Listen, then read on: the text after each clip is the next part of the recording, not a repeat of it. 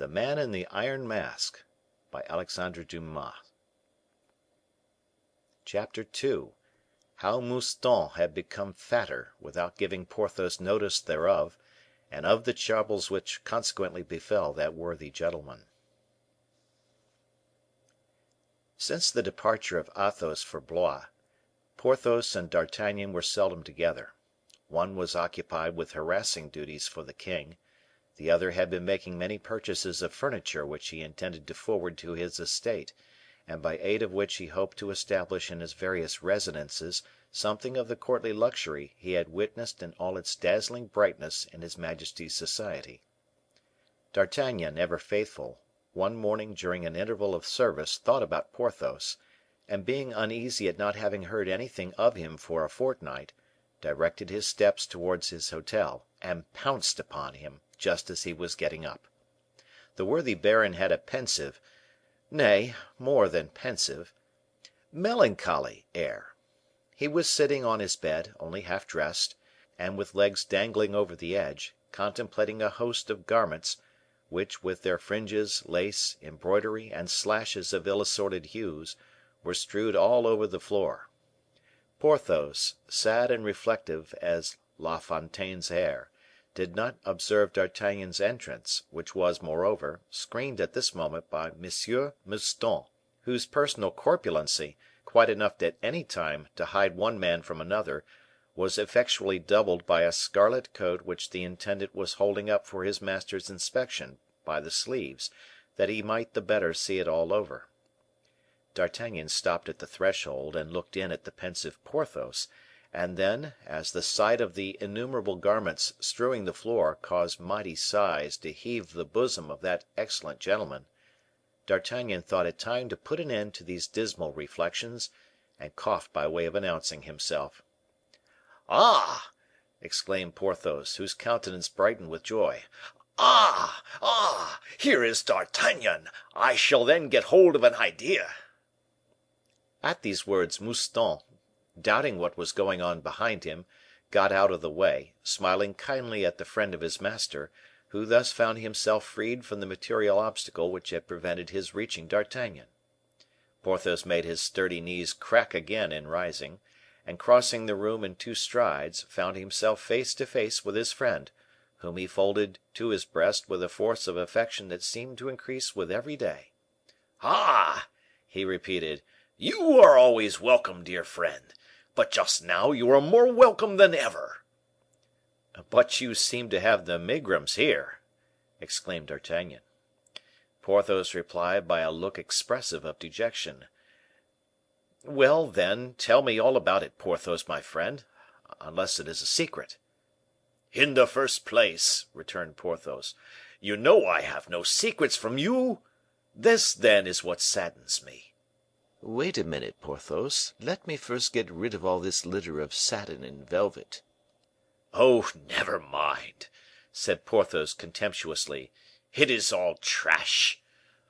"Trash, Porthos! Cloth at 25 livres an ell? Gorgeous satin! Regal velvet!"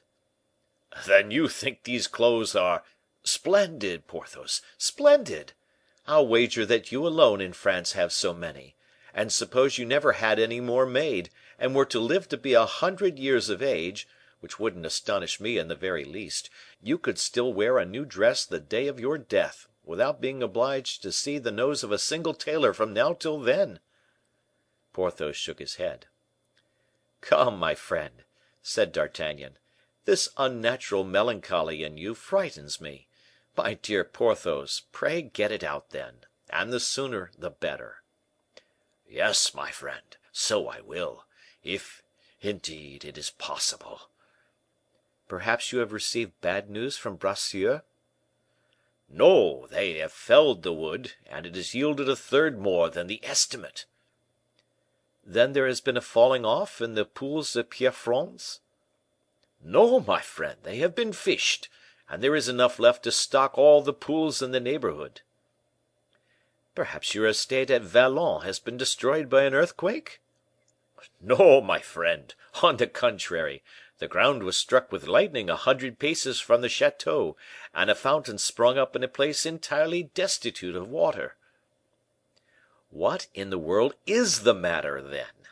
The fact is, I have received an invitation for the fete at Vaux," said Porthos, with a lugubrious expression. "Well, do you complain of that?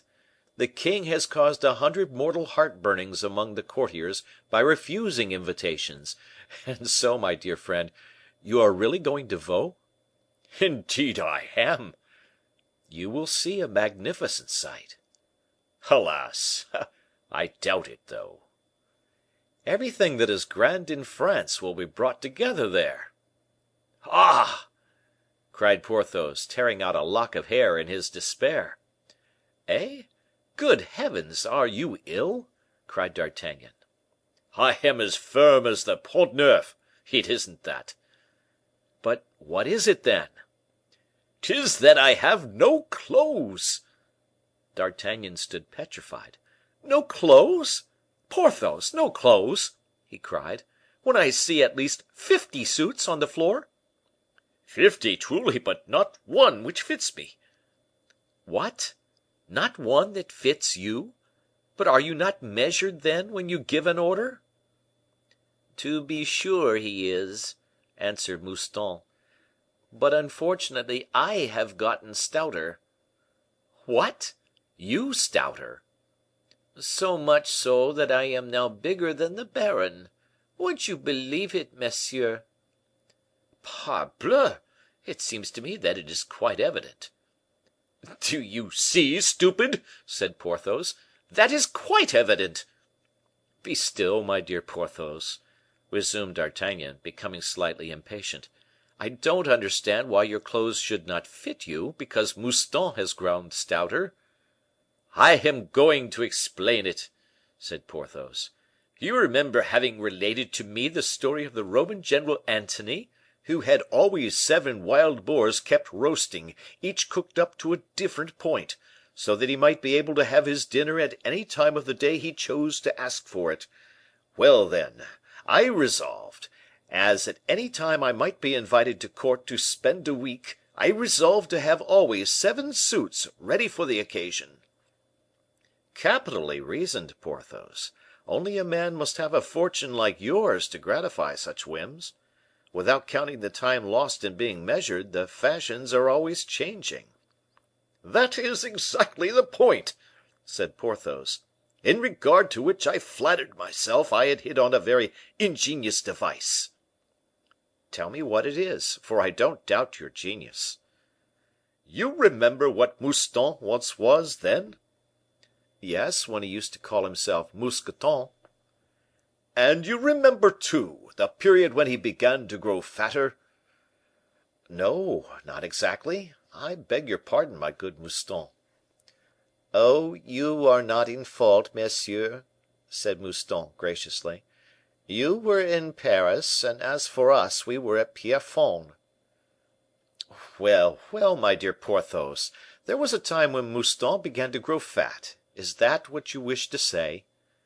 "Yes, my friend, and I greatly rejoice over the period." "Indeed, I believe you do," exclaimed D'Artagnan. "You understand," continued Porthos, "what a world of trouble it spared for me." "No, I don't, by any means." "Look here, my friend. In the first place, as you have said, to be measured is a loss of time, even though it occur only once a fortnight; and then, one may be traveling, and then you wish to have 7 suits always with you.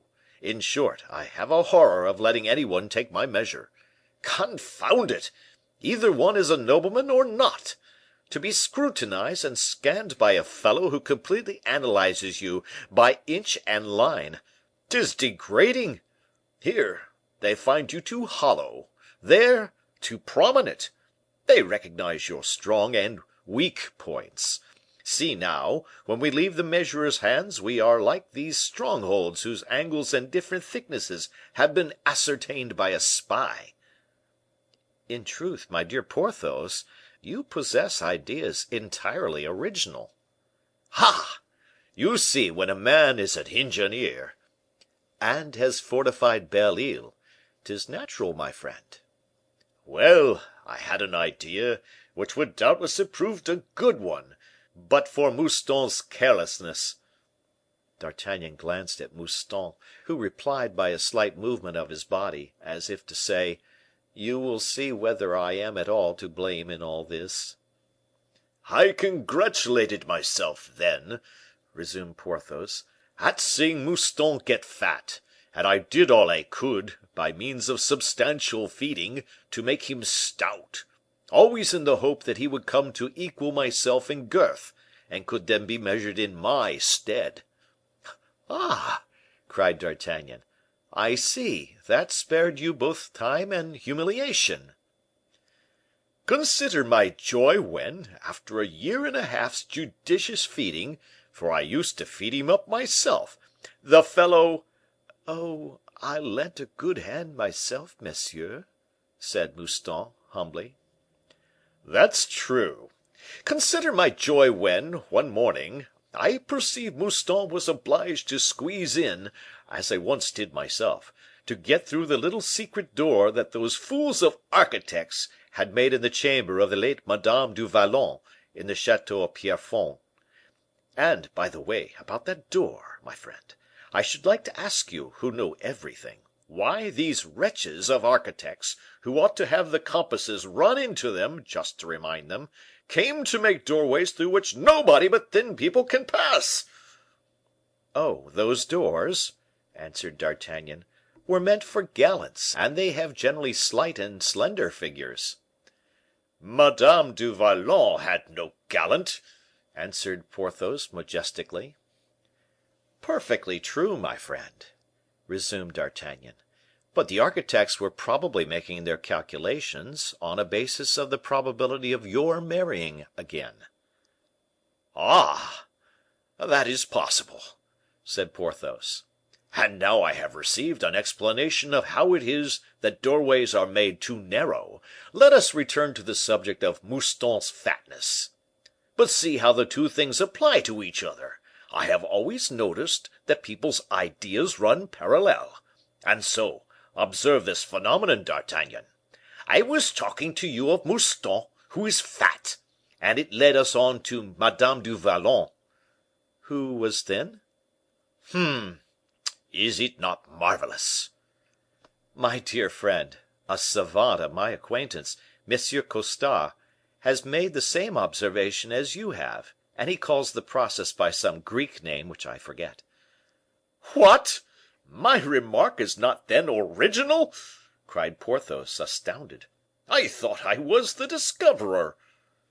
"My friend, the fact was known before Aristotle's days; that is to say, nearly 2000 years ago."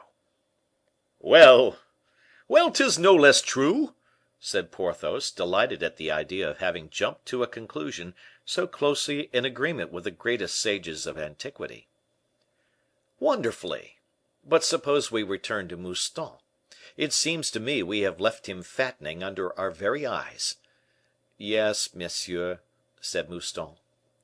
"Well," said Porthos, "Mouston fattened so well that he gratified all my hopes by reaching my standard, a fact of which I was well able to convince myself by seeing the rascal one day in a waistcoat of mine, which he had turned into a coat, a waistcoat, the mere embroidery of which was worth 100 pistoles." "'Twas only to try it on, monsieur," said Mouston. "From that moment I determined to put Mouston in communication with my tailors, and to have him measured instead of myself." "A capital idea, Porthos; but Mouston is a foot and a half shorter than you." "Exactly; they measured him down to the ground, and the end of the skirt came just below my knee." "What a marvelous man you are, Porthos! Such a thing could happen only to you." "Ah! yes, pay your compliments; you have ample grounds to go upon. It was exactly at that time, that is to say, nearly 2 years and a half ago, that I set out for Belle Isle, instructing Mouston, so as always to have, in every event, a pattern of every fashion, to have a coat made for himself every month." "And did Mouston neglect complying with your instructions? Ah! that was anything but right, Mouston." "No, monsieur, quite the contrary, quite the contrary." "No, he never forgot to have his coats made, but he forgot to inform me that he had gotten stouter." "But it was not my fault, monsieur; your tailor never told me."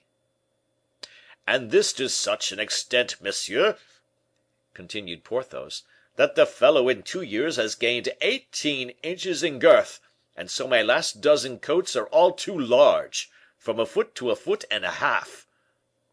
"But the rest, those which were made when you were of the same size?" "They are no longer the fashion, my dear friend. Were I to put them on, I should look like a fresh arrival from Siam, and as though I had been 2 years away from court." "I understand your difficulty. You have how many new suits? 9? 36? And yet not one to wear. Well, you must have a 37th made, and give the 36th to Mouston." "Ah, monsieur," said Mouston, with a gratified air, "the truth is, that monsieur has always been very generous to me." "Do you mean to insinuate that I hadn't that idea, or that I was deterred by the expense? But it wants only 2 days to the fete. I received the invitation yesterday, made Mouston post hither with my wardrobe, and only this morning discovered my misfortune; and from now till the day after to morrow there isn't a single fashionable tailor who will undertake to make me a suit." "That is to say, one covered all over with gold, isn't it?" "I wish it so! Undoubtedly, all over." "Oh, we shall manage it. You won't leave for 3 days. The invitations are for Wednesday, and this is only Sunday morning." "'Tis true, but Aramis has strongly advised me to be at Vaux 24 hours beforehand." "How? Aramis?" "Yes, it was Aramis who brought me the invitation." "Ah! to be sure, I see. You are invited on the part of M. Fouquet?" "By no means; by the king, dear friend. The letter bears the following as large as life: 'Monsieur le Baron de Vallon is informed that the king has condescended to place him on the invitation list.'" "Very good; but you leave with M. Fouquet?" "And when I think," cried Porthos, stamping on the floor, "when I think I shall have no clothes, I am ready to burst with rage. I should like to strangle somebody, or smash something." "Neither strangle anybody nor smash anything, Porthos. I will manage it all. Put on one of your 36 suits, and come with me to a tailor." "Pooh! My agent has seen them all this morning." "Even Monsieur Percerin?" "Who is Monsieur Percerin?" "Oh! only the king's tailor." "Oh! Ah, yes," said Porthos, who wished to appear to know the king's tailor, but now heard his name mentioned for the first time. "To Monsieur Percerin's, by Jove! I was afraid he would be too busy." "Doubtless he will be; but be at ease, Porthos, he will do for me what he wouldn't do for another. Only you must allow yourself to be measured." "Ah!" said Porthos, with a sigh, "'tis vexatious; but what would you have me do?" "Do? As others do, as the king does." "What! do they measure the king too? Does he put up with it?" "The king is a beau, my good friend, and so are you too, whatever you may say about it." Porthos smiled triumphantly. "Let us go to the king's tailor," he said; "and since he measures the king, I think, by my faith, I may do worse than allow him to measure me." Chapter 3.